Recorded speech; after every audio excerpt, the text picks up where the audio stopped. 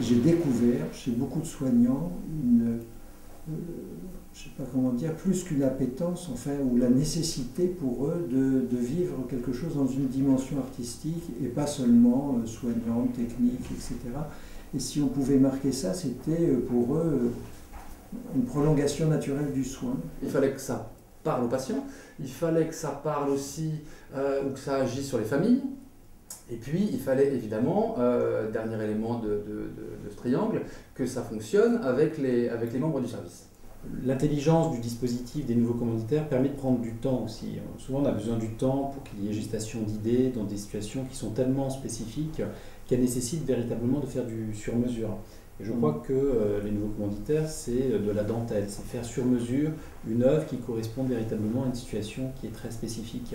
Il y avait, et ça depuis le début du projet, et c'est Jérôme qui avait un peu mis le doigt dessus, ce côté aussi, la mort est là, elle est effrayante au possible, néanmoins je vais la défier. Cette pièce est une sorte comme un hublot donc de forme ronde et qui est comme une sorte de fenêtre supplémentaire qui vous diffuse en permanence, en temps réel, une vision du ciel. Donc un ciel qui va être très, très réaliste même s'il est un peu flou, comme une sorte de vision un peu impressionniste du ciel et qui sera du coup toujours en mouvement comme ça et où on passera au fil des jours et de la météo d'un pur ciel bleu avec quelques nuages blancs passants à un ciel beaucoup plus chargé, à un temps de pluie, etc. etc. Les codes même esthétiques de cette œuvre sont des codes qui finalement sont ceux aussi d'un environnement hospitalier.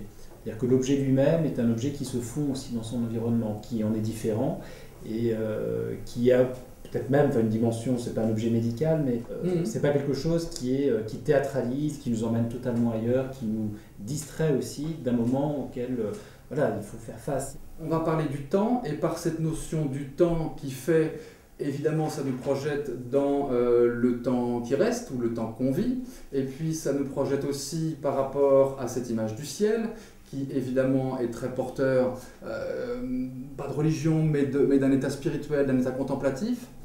Et donc finalement ça permettait par cette simple chose du ciel ou de la météo de permettre aux familles d'entamer la discussion, de permettre au patient qui va passer du temps avec la pièce face à un ciel qui est en permanence en train de se mouvoir, de finalement évidemment partir totalement ailleurs, dans des rêves, dans des souvenirs, dans des attentes, etc.